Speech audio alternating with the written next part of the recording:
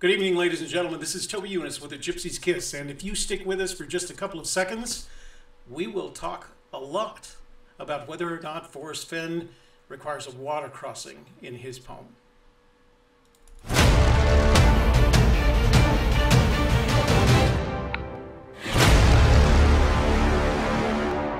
Good evening, ladies and gentlemen. This is Toby Eunice with the Gypsy's.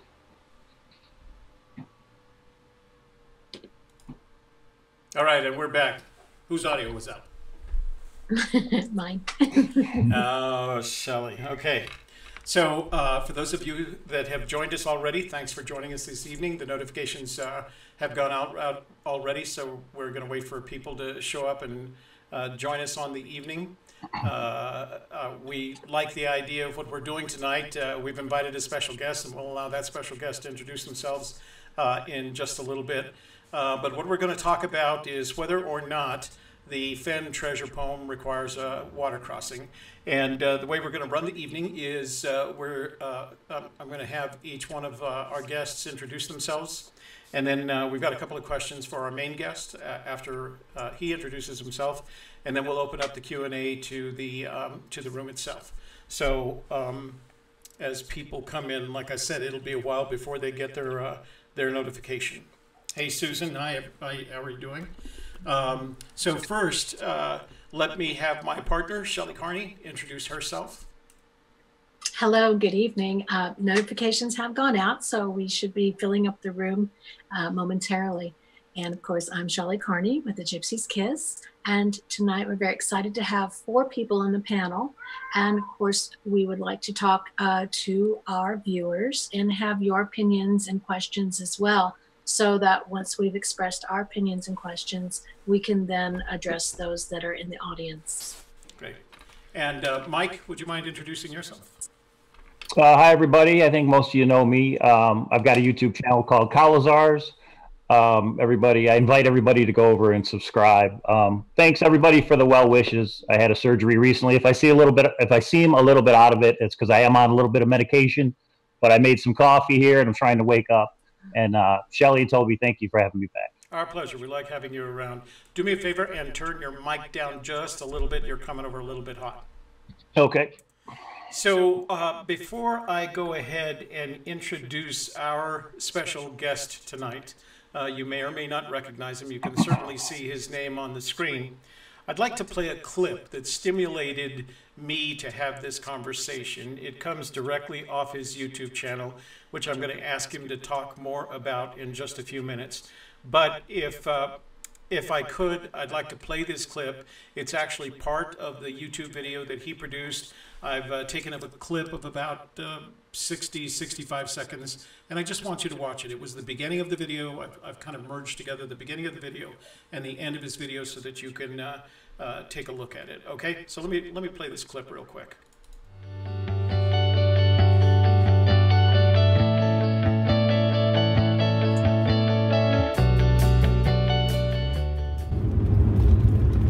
To cross or not to cross?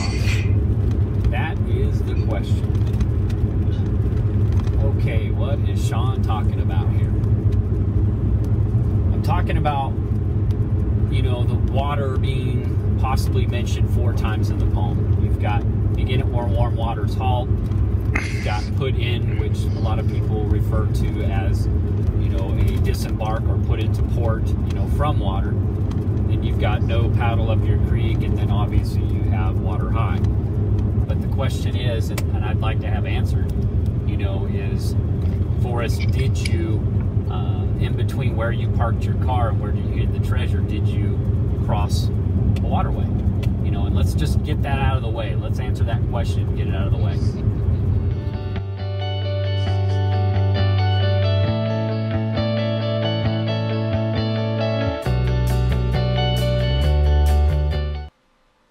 All right, and that clip comes from a brand spanking new YouTube channel called Dirt Road Diaries, and the creator of that channel is Sean Dotson, and he created that video, and we've asked Sean to join us tonight, and he's in that lower right-hand corner of your video screen. So I'm going to ask Sean to introduce himself, please. Well, good evening, everybody. First of all, I really wanted to thank Toby and Shelley both for the opportunity to come out here and talk about what I think is a very important topic. But if you don't know, my name is Sean Dodson. I go by Sean NM on most of the forums. And if you've watched the two videos that I put on there, I have recently kind of stepped away from the forums a little bit and reevaluated, how I want to be a part of this community, and talking with Toby a little bit about his vlog and seeing, what Mike Cowling does and many others that do an outstanding job on YouTube with their vlogs. I decided that, I'd like to do something, a little different, and that is kind of what I'm doing. So I started the channel Dirt Road Diary.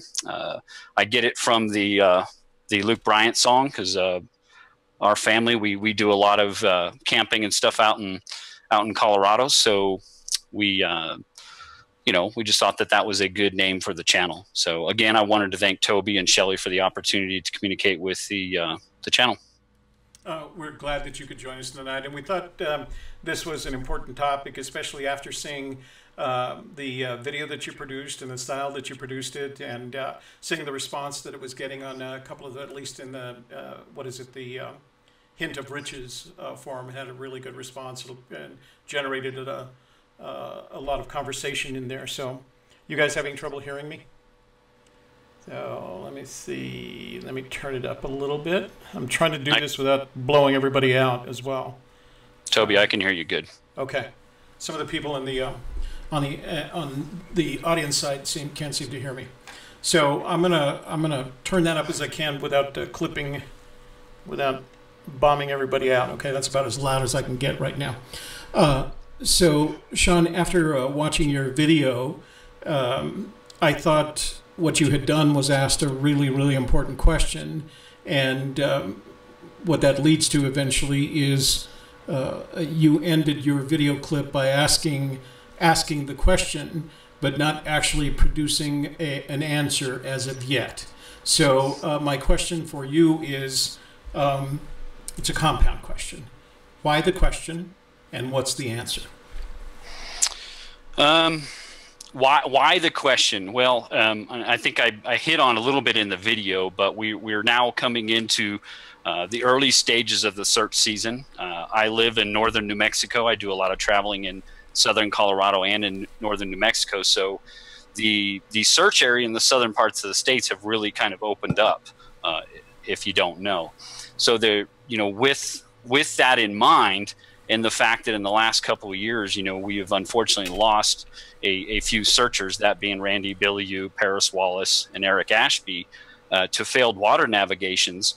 I thought it was important, because I feel that Forrest really hasn't addressed or really eliminated the need for a potential water crossing, that we really ought to bring it up and discuss it. I think it's a good topic to talk about, because I think we as a search community, even if we're not going to get an answer, I think that we should do our due diligence to speak about this issue, so that at the end of the search season, in the event that we did have another loss, at least we have done our due diligence to communicate the possibilities of if you are going to do a water crossing, how to do it safely, or to think of other ways to avoid it. Like I said in my video, there's more than one way to skin a cat.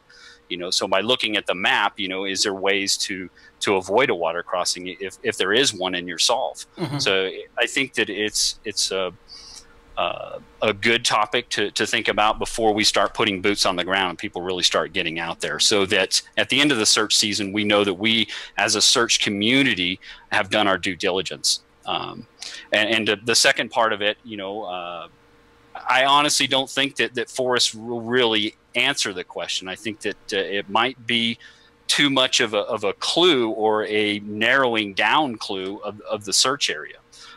So I think we just as a search community owe it to each other to discuss it, not so much as an answer, because I think there possibly could be some good logic into finding an answer out of it, but also to discuss and make sure we as a search community take care of our own, so that we don't have another Paris, we don't have another Erica, we don't have another Randy. All of if we could avoid it. The three of whom died as a result of activities related to the water. Yeah. Can't know exactly what each one of them Sure. did. Eric and Randy, found themselves at a raft. Eric apparently was trying to cross the Rio on a rope. So let me do something for a second before I get to Mike's and Shelley's questions. I'm going to put up the poem, and it'll cover the screen, but you'll be able to talk over it.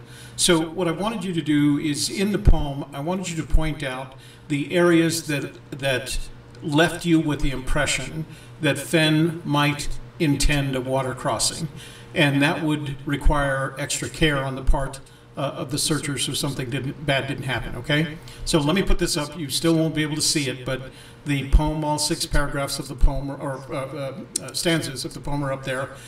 Just give me an idea. I'm going to make the transition right now. Give me an idea of where you think the parts, what parts of the poem indicated to you that a water crossing was required. Well, there's obviously 4 parts in the poem that I think a lot of us searchers who know the poem well enough to memorize it and not need to look at it can talk about water. We obviously know in the second stanza, the first line, it talks about begin at where warm waters halt. A lot of people, if you understand how waters or what waters are, and then in the third stanza where he talks about, or excuse me, in the end of the second stanza where he says put in, again, like in my video, that most of us would agree that put in is like a water navigational term to mean like to disembark or to dock out of the water. And then we obviously have no paddle up your creek. We obviously are talking about a creek. And at the end of the third stanza, we have water high. So we have 4 iterations in the poem where we are talking about water. So obviously water is definitely somewhat involved in most of everyone's search. If that answers your question there, Toby. I believe it does. I'm gonna pull back on the slide. Hang on. I'm trying to figure out why these guys are hearing an echo from my side, but I'll fix it here in just a second. Okay, I know I had asked the other members of the panel to prepare some questions to ask you, and I'm gonna let them go ahead. And Shelley, you had a pretty good question from this afternoon. Yeah, I'm in trouble with Shelley. Yeah. She does the analysis. She's good at it. Yep. Okay, well, let me just get back here on my page.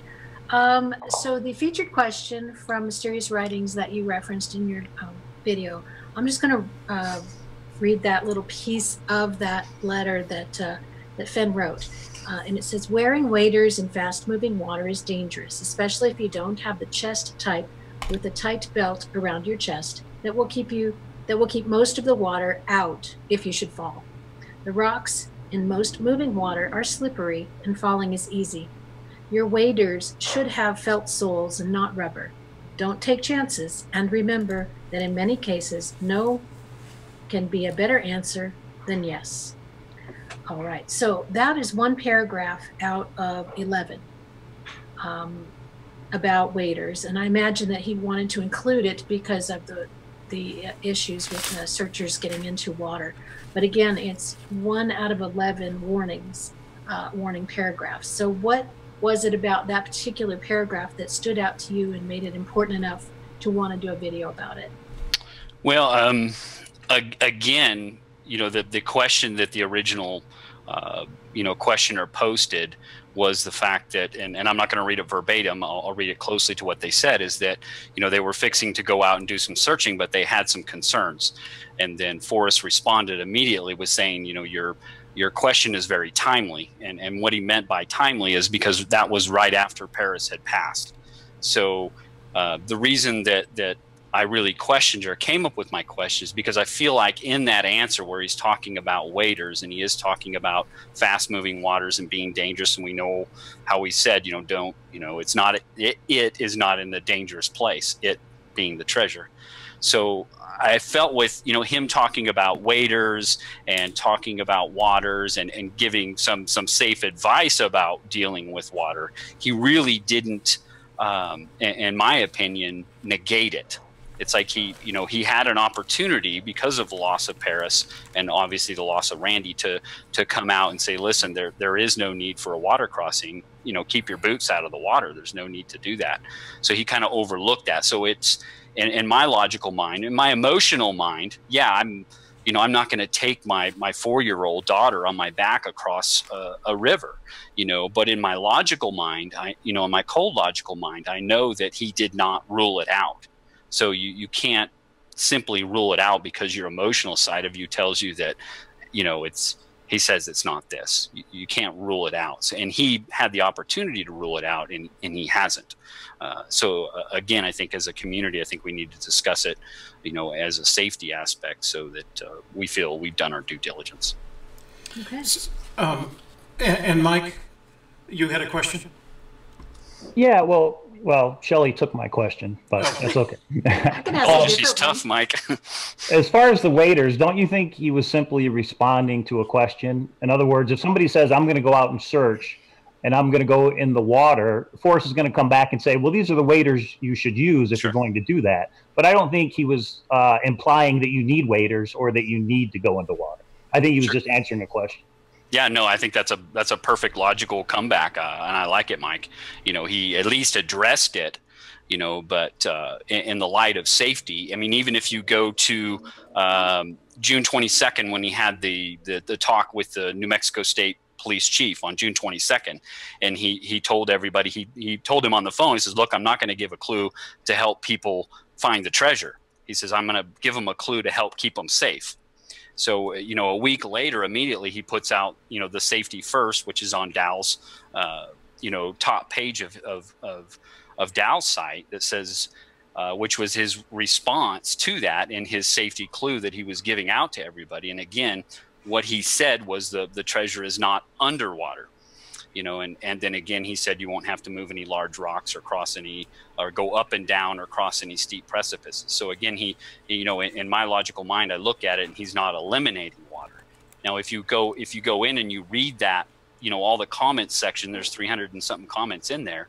Most of the topic or the back and forth discourse is about, okay, is it in water then? Not necessarily underwater, but does that mean in water? So, and to give credit where credit is due, I believe it was Diggin' Gypsy who was the first one to bring it up and said, well, listen, Forrest didn't say we didn't have to cross water, and she said, So I give some credit to Diggin' Gypsy for bringing that up, but unfortunately nobody else even, hit it on that, and that was never a discussion on there. It was just like everybody wanted to avoid the question. And then, we know what happened, to Eric Ashby. Unfortunately, he went missing on June 24th, which was right around that time. And we didn't get confirmation that he was a searcher till a little bit later, but I mean, there was almost like a missed opportunity there. So my only, like I said in my video, my only conclusion that I can come to, since he hasn't ruled it out, is that there is a possibility that there is a water crossing involved. So that's why we're having this discussion, I feel. And I think I appreciate Toby and Shelley giving us all the opportunity to discuss this. We've had, I want to check, can you guys hear me right now? I'm trying to resolve this echo problem, and I think I've resolved it, but I want to make sure that you can hear me. So Shelley and I have had this conversation before as we're out in the field. We're wise enough, I think, or smart enough, maybe not wise enough, but smart enough certainly, not to cross the Rio Grande when the spring runoff is occurring. It just doesn't make sense. We've been in other water situations with smaller streams like the Cimarron and the Red, and you could almost imagine crossing it. We had a situation when we were at Sinks Canyon on the Paposia River, and we happened to hit there at a point in time where they were experiencing the biggest runoff that everybody claimed had been in 40 or 50 years. And everybody had described the Paposia, the Middle Paposia, as a very mildly moving river, and this was a torrent. And to have stepped into it, it would have dragged you downriver and bounced you off the boulders. But then again, there were bridge crossings. So we looked at the alternatives to, if you have to cross the water, maybe there's alternatives to getting across the water. I'd like to do one more thing before we kind of open this up to other folks. I know that Shelley and Mike may have some more questions, but I'm going to put up a screen that they can see, and I'm just going to read from it. And this is a question that was recorded on Mysterious Writings in June of 2014. And the question was just a little bit longer, but I cut it down to what I thought was the relevant part. The question was, could you please, and this is a question for Forrest Fenn, could you please elaborate or qualify your statement in which you said the, quote, the chest is not in a dangerous place? Forrest responds with the following. He says, the treasure is not hidden in a dangerous place. In the normal definition of the word, realize that there probably is no place on this planet that is safe under all conditions. Bloggers have quoted me as saying that a child could walk up to the treasure. I don't think that's an accurate quote because a 3-year-old girl would have a problem without some help. And to me, the qualifier there was the qualifier from Fenn's perspective was a 3-year-old girl could do this if she had some help. Not that she couldn't do it, but she could do it if she had some help. When Fenn creates those kind of qualifiers, in your opinion, Mike, I'm sorry, in your opinion, Sean, what's he trying to tell us? It sounds to me like a warning, but it also sounds like he's trying to tell us something. Not necessarily a hint or a clue, but what's he trying to tell us? Boy, if I had those answers, I might already have the treasure. or all of us might have it, or somebody would have it. You know, it's like you have to read what he's not telling us. I mean, he said before, it's not what they say on the blogs, it's what they whisper. So a lot of times it's not what they say or what they say, it's what they don't say. Again, and why this whole topic has come up. So when he's saying that, you know, the 3-year-old might need help, you know, it could be because of terrain. It could be because of obstacles that are out there. I mean, so, you know, I don't know. It's a lot of times it's in what he doesn't say that you got to pay attention to. So why does that 3-year-old girl need help? You know, is it because of a water crossing? Is it because of rough terrain? That's the questions you got to ask yourself. Well, let me push that just a little bit further, and not necessarily that you're Forrest Fenn or that what he had in mind when he was trying to explain all of this to us, or in the form of the poem. But if someone were to ask you, say to you, "I have a solution," and the solution my solution requires a water crossing, and the water seems to me to be a little bit deep. What should I do? So the answer to that question, what I'd like to hear is your answer to a searcher's question about what should I do about this water crossing? Well, again, it's like I said on my video, there's always more than one way to skin a cat. So I think it's, you know, looking at the map and trying to isolate, is that the only way that you can get there?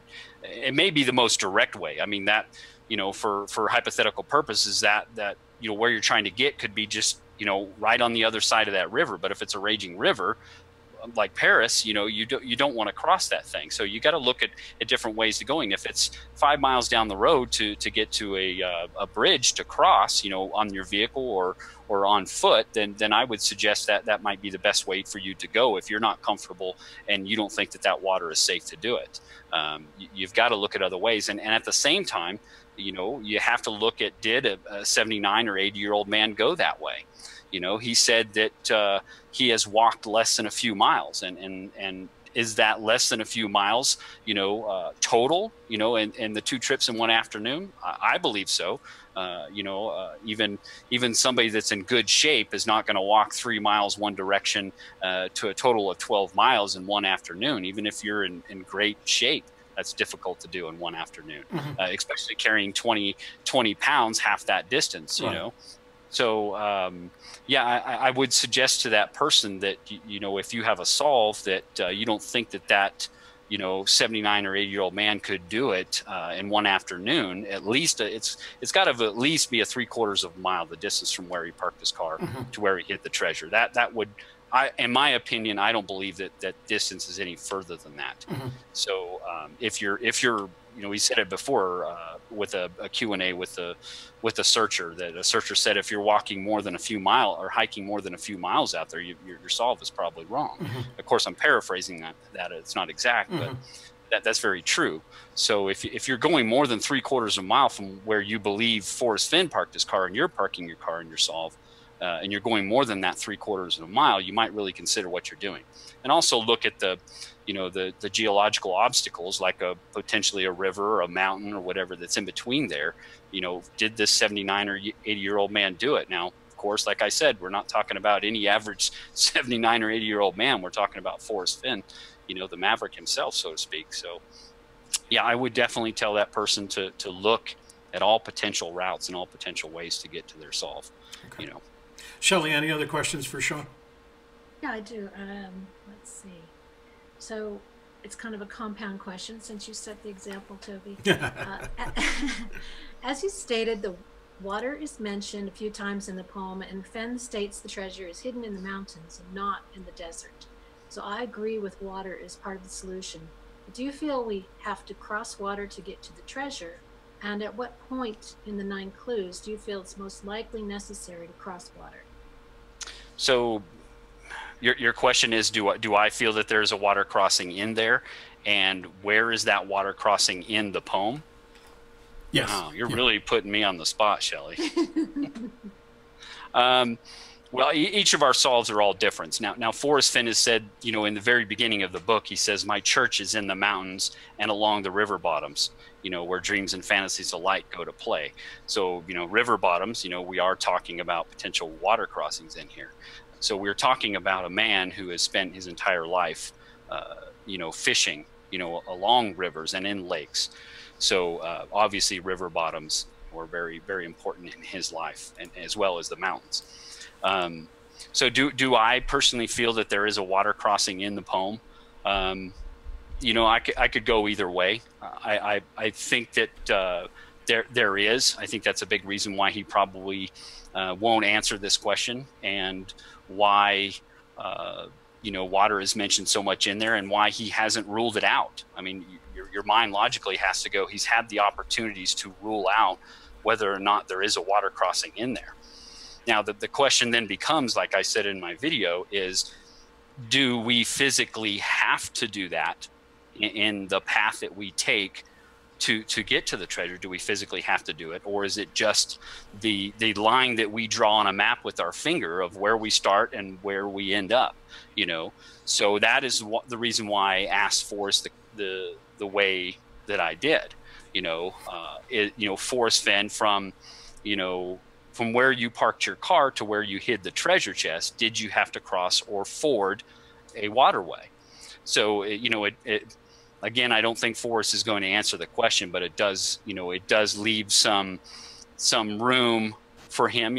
My hope is that he answers it no. And I don't mean that in the hope because it answers all the questions and puts everything into place for everybody. I want the question answered if it is truly no, because then it's going to know to everybody out there that we shouldn't be crossing waterways. We should not physically be putting our boots in the water and crossing that and putting ourselves in jeopardy if we're inexperienced, because there's plenty of inexperienced people that have, never even seen the mountains, like he says, let alone people that are experiencing going out there. So that is my hope in that. Did I answer your question, Shelley?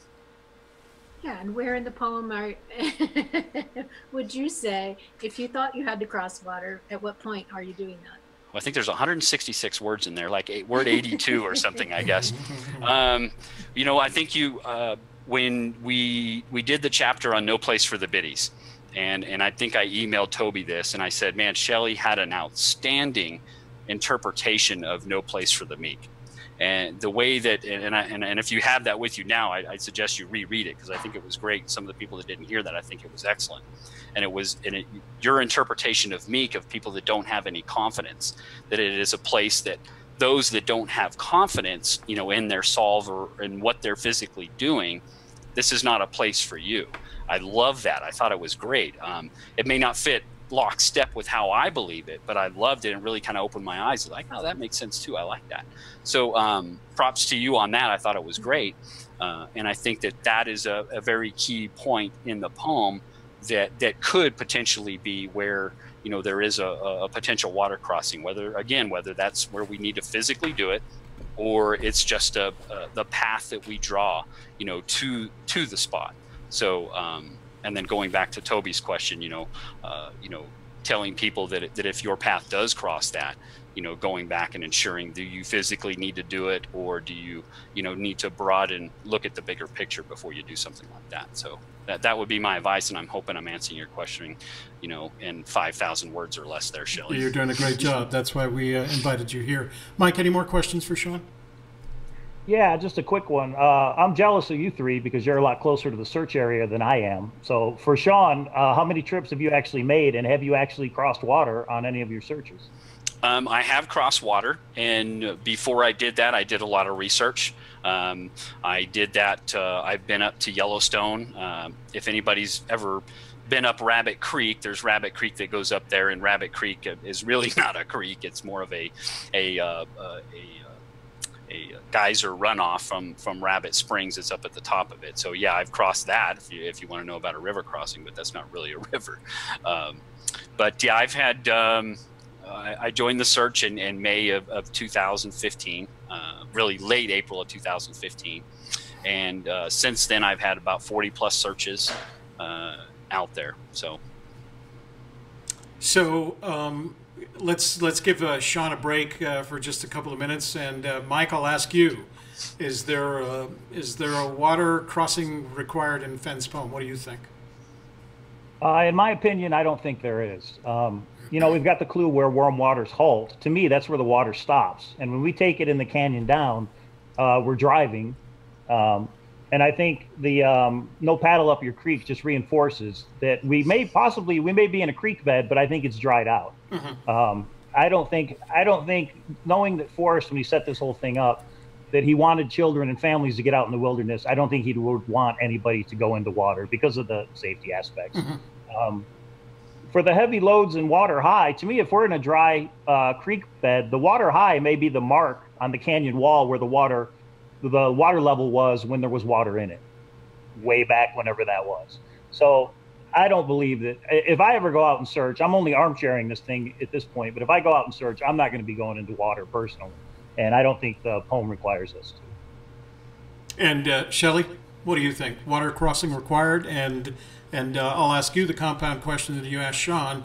If a water crossing is required, where do you think it's required? So I believe there's water. It's wet. It's marshy. It's you're going to want to wear your rain boots, but I don't think it's going to be any more than ankle deep. Certainly not as high as knee deep. And it happens right after the put in, as Sean said, when you're at the No Place for the Meek, because you might sit there and you might think, well, I don't have wading boots and I don't want to get my shoes wet, so I don't want to go out there in the wet marshy, you know, and certainly Fenn would never go there, so you talk yourself out of it. That's what I think. Yeah, if you go back to, if I can jump in here real quick, Toby, absolutely. Sorry. Please. Shelley keeps mentioning boots, and something that was interesting, it was said on the Richard Eads show with Forrest, I believe it was in 2013. I don't have it right here to remember it, but Richard Eads had once asked him, you know, well, Forrest Fenn, when you went to go hide the treasure, what kind of boots were you wearing? And Forrest responded something to the fact that if I told you that, you'd know where to go, or something along that lines. Mm-hmm. And I thought that was kind of telling. It's like, well, what kind of boots, you know, would that mean? So, I mean, what kind of boots? You know, I look at that. If there is a water crossing, then what kind of boots was he wearing? Right. So, in my opinion, I believe there is a water crossing, and I have 3 pair of boots because I do a lot of fishing. I have they're waders. I have chest-high waders. I have thigh-high waders that come up to the inside of my leg there. And then I have pictures. Yeah, and then I have what I call my bad picture. And then I have my duck boots, and the duck boots come up to just below my knee. And I feel that if I were to use the specifications, you know, the 79 to 80-year-old man carrying a 20-pound load and a 3-year-old child would need some help crossing if there was, you know, if there was any kind of danger. To me, it strikes me that there's a duck boot crossing as opposed to a thigh-high or a chest waiter crossing. I couldn't imagine him requiring that. So I'm going to give you guys a couple of minutes to talk amongst yourself. What I'm going to do, well, let me do this. I'd like to read off some of the people that have joined us tonight and recognize them for joining us. And then after I do that, while I'm doing that, maybe you folks that are in the chat room can start coming up with some questions that we can get to, not only for Sean, but for Mike, Shelley, or myself simultaneously. So let me just go through and say hi to everybody. Eric, of course, hi. Man in the Barn is one of our moderators and is here with us this evening. Now, he sent me an email earlier today that I'm going to read because I have an answer for you, Brian. Brian Eagle, my unofficial technical guy that's helping me with SEO. Susan Heckenleibel is with us tonight. John Robinette, Fossilman123, Sean Malloy, William Bill Zimmerman, Joel Lewicki, the second of our 3 moderators, is with us right now. Dave Erickson, Jeremy Milstead, Axarbin, which is Nebraska spelled backwards. And Axarbin, you'll have to tell us in the chat how you're doing with your new YouTube channel. I haven't been over there this week. But it looked like you were producing a lot of great content, so I'd like you to tell people how you're doing and share your channel with them. I think your channel is Xarbin, isn't it? David S, who says, "Hey, Kyle Lazars," one of your subscribers. David Kramer, J.M. Calhoun, Kara Charlesworth. I haven't seen that name before. Bill Cross is with us. Hey, Bill. Nice to see you. Jason Hilgerson. James Cruz, Ryan Lowe, Rodney Greenway, Sledneck, Fossilman and Eric have already said. Eric, I spoke of you earlier as the guy who answers questions before we actually get to them, so we really appreciate that. Maybe we need to have you on one of our programs, like we've invited Sean. Oh, Cynthia. Cynthia, thank you for joining us tonight. We're glad that you could be here. Thanks very much.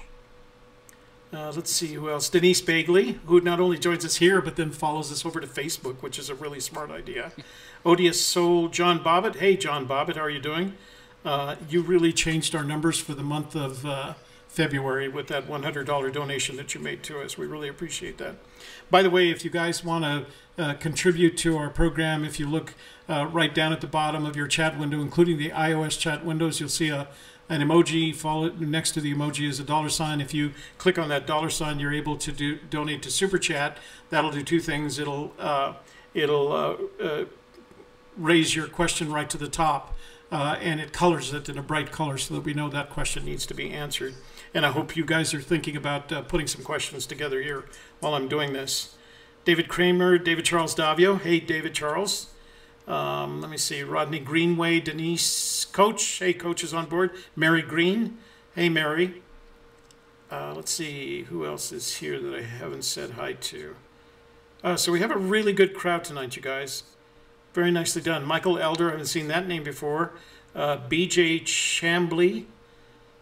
That's a very southern name, isn't it? Chambly's. David Kramer. Let me see. If I miss anybody, just let me know that I've missed you, because I love being able. John Gold, how are you doing? Dwight Brewer, haven't seen that name. Ken Cowell. Let's see. World Famous Gamers. And Bill Gorman. Hey, Bill. Wow, who is that? Is that you again, John Bobbitt? It is. John Bobbitt, you just made our March. Thank you very much. Wow. Yay. Thank you. Thank you very, very much. And make sure you get your questions in. Amy Smith, glad to see you. And you said you were a little bit late, but doggone it, you're here now. So that's what counts. Let's see who else we got here. Okay. So I think that's every. If I missed your name as I was going down, just let me know. Oh, Lori. Hi, Lori. So Lori wants to know if Mike did laundry today. Yeah, yeah. So just so everybody knows, I may never eat yogurt again. Anybody who's subscribed to my channel knows what that means. Oh, okay. All right. Mike, while I'm doing this, why don't you, I'm going to go through these names a little bit more. Why don't you tell folks about your competition? Yeah, so I put together a series of puzzles. I call it Kalazar's Grand Adventure. And the prizes are treasure hunting books. On my YouTube channel, I go over with Forrest Fenn treasure hunt, but also some other treasure hunts that are active. And I've got 7 books that are active treasure hunts, including the 3 Forrest Fenn books. And if anybody wants the details, you can join the Facebook group Kalazar's Grand Adventure. And we're having a lot of fun. We release a puzzle a day. There's 15 puzzles total. We're on puzzle 10, but you can only access the next puzzle when you solve the previous one. There is a hint I'm going to give for all the players that are on puzzle 10, but maybe we should do that at the end, Toby, or you want me to do that right now? No, why don't you save it to the end? We have another 20 minutes to go. We'll keep everybody going, okay? So, Sean Scott, Amy Smith wants... I'm sorry, Sean Scott. I'm going to be doing this all night. Sean Dodson. Amy Smith wants to know if you're single, apparently. I don't know what's going on there. No, taken. Sorry, Amy. Yeah, but you guys could have play dates. Doesn't Amy have small children? Yeah, she does. Yeah, she does. You could keep my kids occupied so I can actually go on a date with my wife. Yeah. Would be nice. We haven't had a really good date night in a while. That's what happens when That's what happens when you have a 4-year-old and a 2-year-old. Oh, Cynthia, as long as you're in the room, why don't you let everybody know about your book? I noticed that Ken just mentioned it.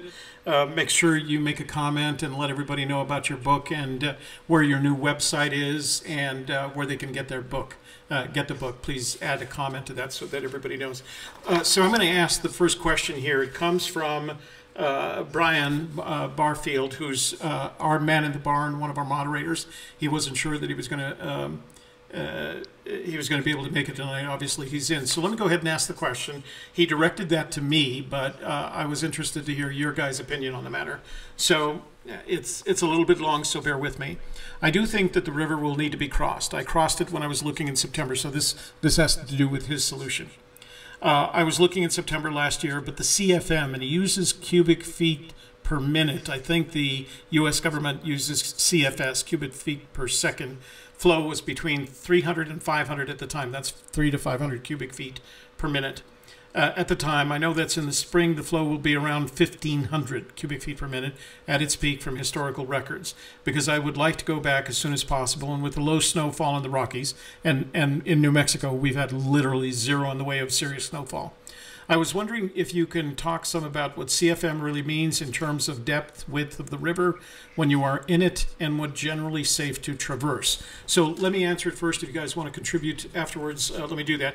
So, Brian, I do not use CFM or CFS as a measure, and the reason I don't is because they're dependent upon the width of the river. So you could find yourself in a situation where you have two different rivers.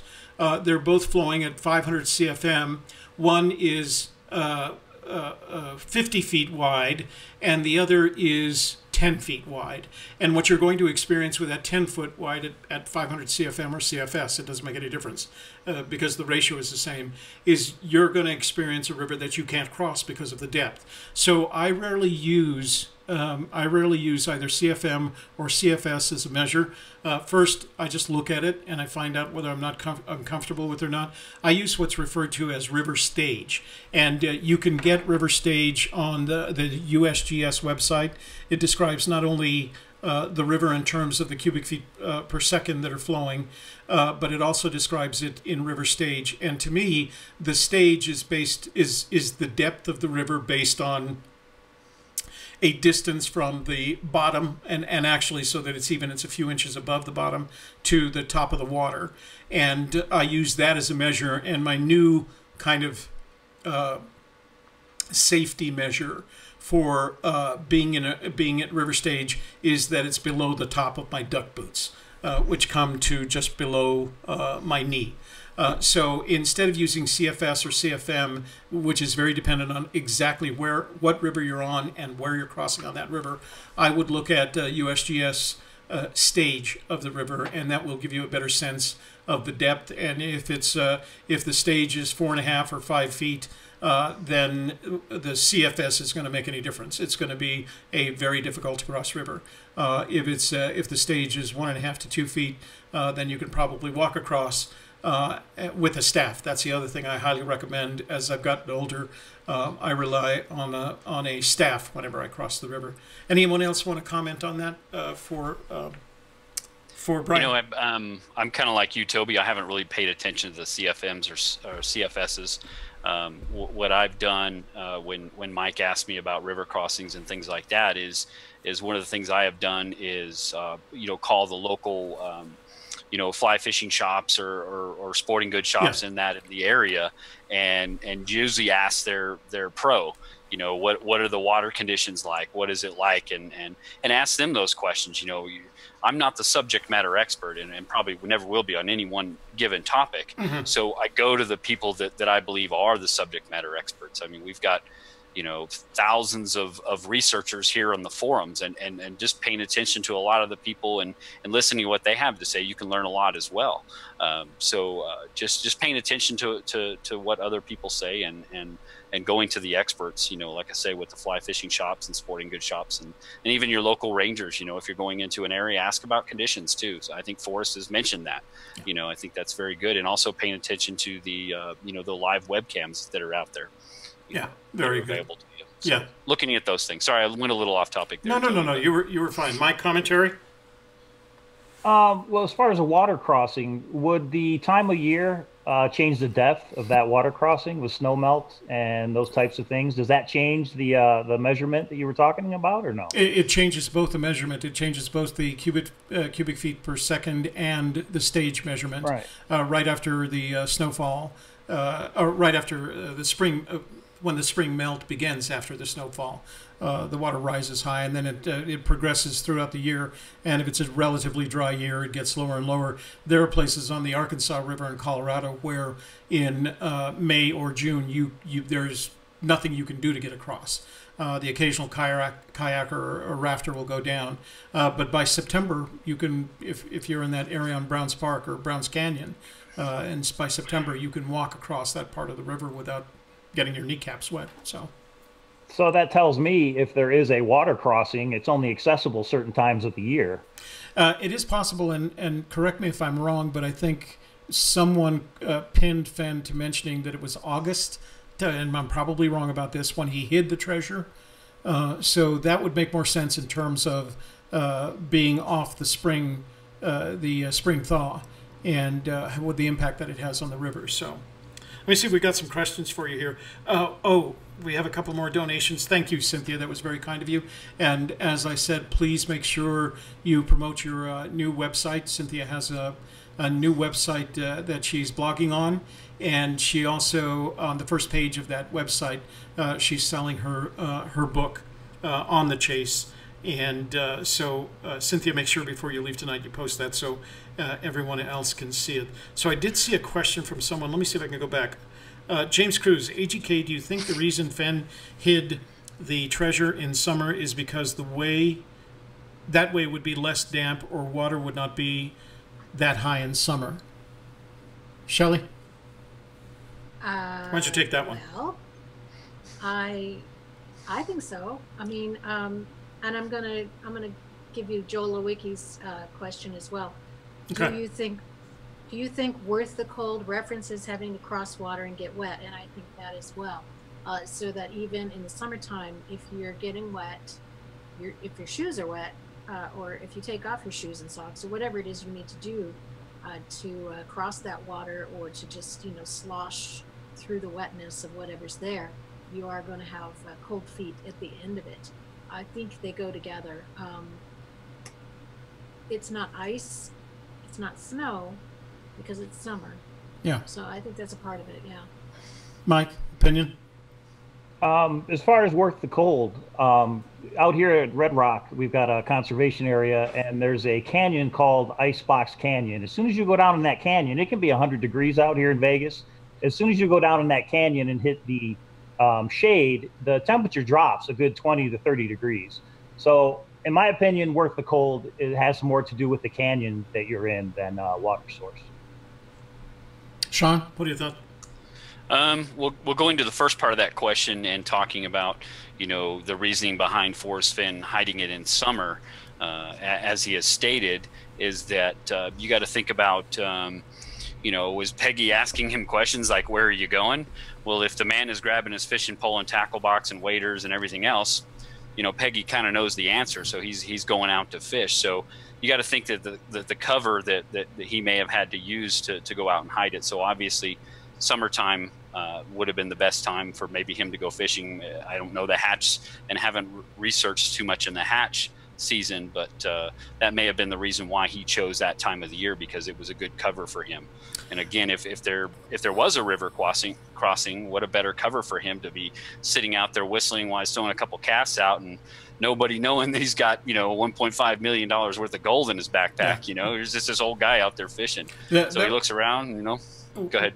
I'm sorry, I didn't mean to interrupt, but that was kind of the strategy that we described from our Denver Museum visit. Like if he had done something with the Denver Museum, because the big question is, what would he have done after leaving his car in the parking lot? And he would have just been a fisherman getting a ride someplace. That's a very good cover for that area. The other thing that you learn as a fisherman, whether in New Mexico, in Colorado, and any of the four treasure states, is that if you're fishing for trout have a very specific water temperature that they're comfortable in. It rarely exceeds 55 degrees. Well, if you walk in a 55-degree river for a very short period of time, you're going to start experiencing that cold. It gets pretty chilly pretty quick, which is why they wear their waders, whether they're knee high, thigh high, or chest high, and it gets pretty cold pretty quick. So it's anytime you're near a trout river, you're going to be, and you're in that trout river, you're going to be in the cold. So, all right, let's see. We got any more questions, Shelley? Let me see. Well, to touch on that cold while you're looking for that. Go ahead. For years, a lot of people, thought that warm really was a temperature, and who's to say that that is wrong? But I think it was in the, the questions with the elementary students, he came out and said warm to him means comfortable. Now, that doesn't necessarily mean that warm is not necessarily a temperature, because a warm temperature can be comfortable.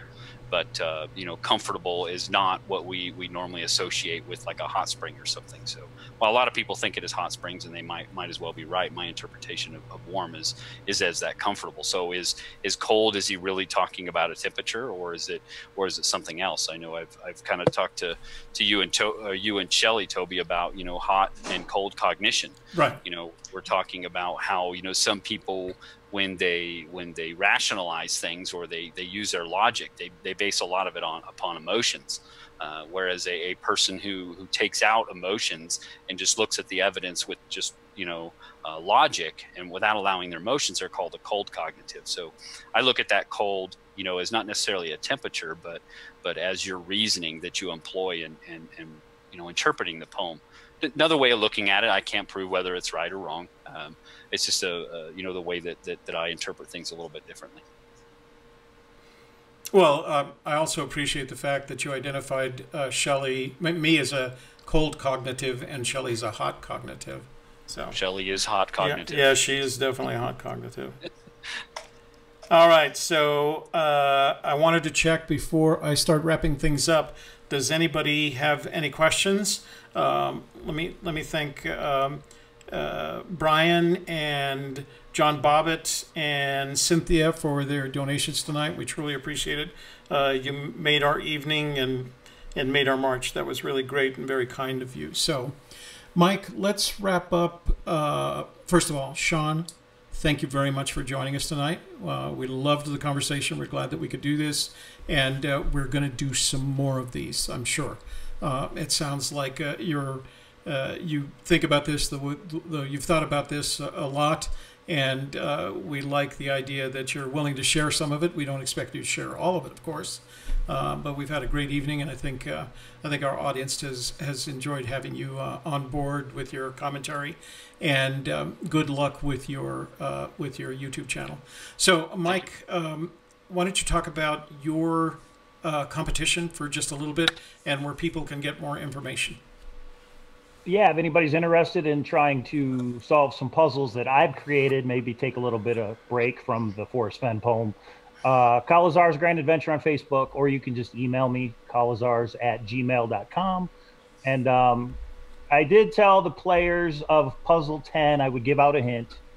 And that hint is that on the table, there is something on that table that is a hint and as to how you're to translate the numbers.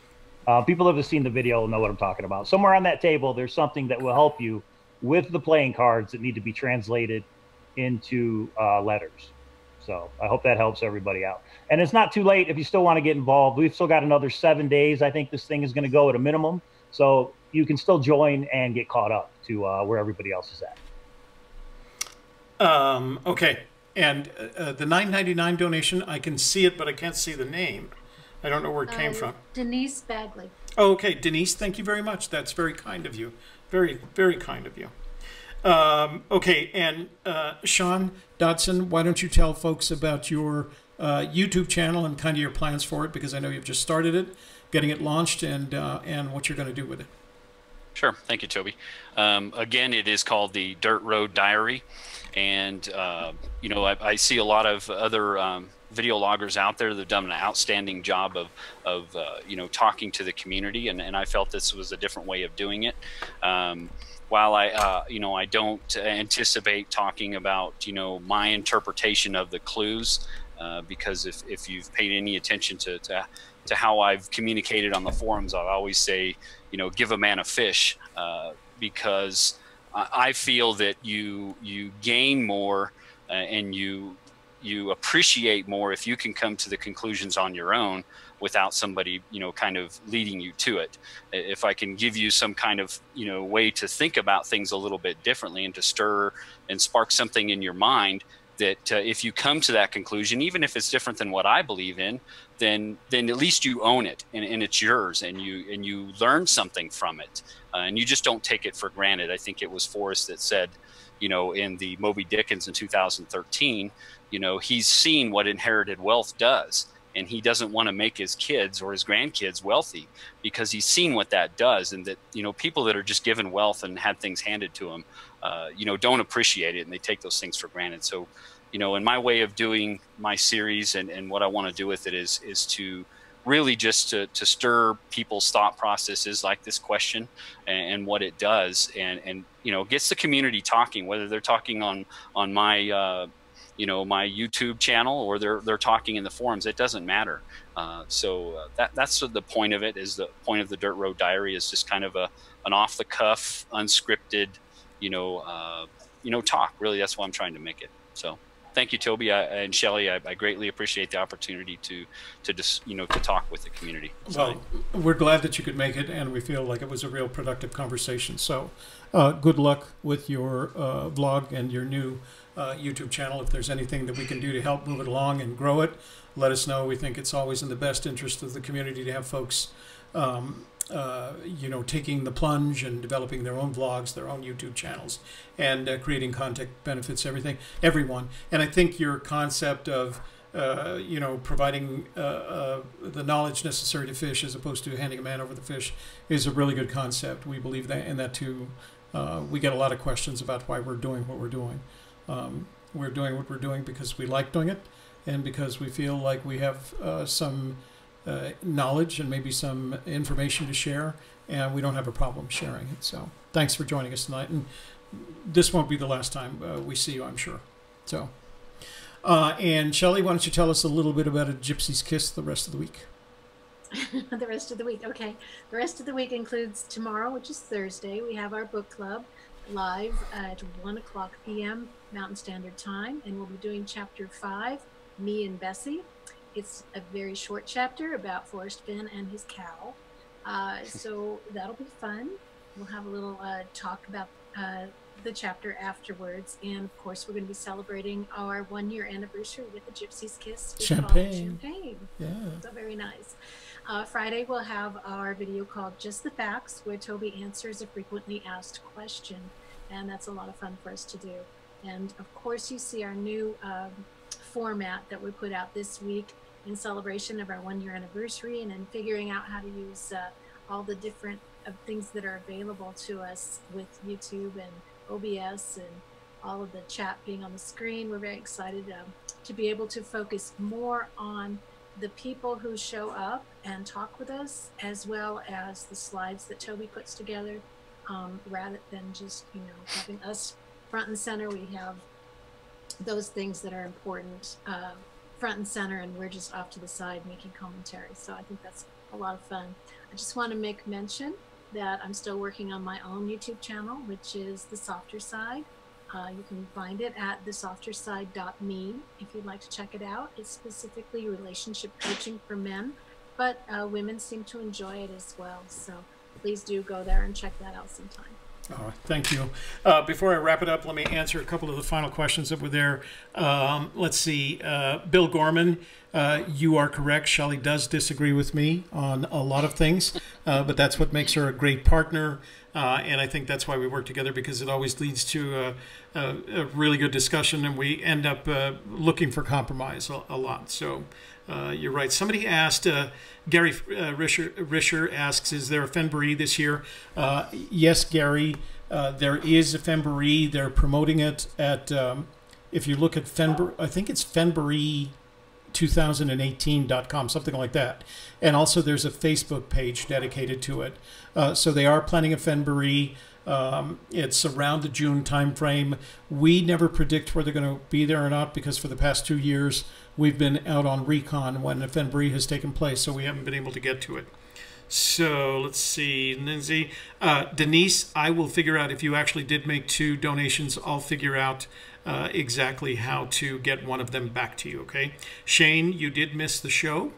We're about to close off, but it will be rendered as a video on YouTube on this channel at this location, so you'll be able to see that. You'll be able to watch it. You won't be able to contribute as much as everybody else has. So thanks very much to everyone for joining us tonight. Mike Cowling, thanks for joining us, and we hope you get well soon and back on your feet and back to work, and don't feel bad about being far from the Chase area. I envy you, because I'm far from Sin City, so, and I'm Thanks, Shelley. Don't you have me on. Shelley, thank you for joining us tonight. We will see you tomorrow around noon in preparation for our show tomorrow afternoon at 1 p.m. Mountain Standard Time. And Sean Dobson, who I'd like to call Sean Scott, because I want you to think, apparently all the Seans in my life can be friends. So thanks for joining us tonight. We look forward to seeing you again sometime, and we look forward to I've already subscribed to your channel, so we'll make sure we share any progress that you make on your channel with new YouTube videos, and we'll mention it in our different presentations. To those of you who joined us tonight, thank you very much. We really appreciate you being here. To those of you who made contributions to Gypsy's Kiss, thank you very much. It really helps us and inspires us to do more and better work, and continue to evolve as the community grows and shows up for these kinds of events. Like Shelley said, we'll see you tomorrow if you join us on the Forrest Fenn Memoirs Book Club for Chapter 5, Bessie and Me. It's a very short chapter, so we'll have lots of time for Q&A, and we're going to be celebrating our 1-year anniversary on YouTube with a bottle of champagne. So thanks for joining us, everybody. Have a good evening, and good luck in your search.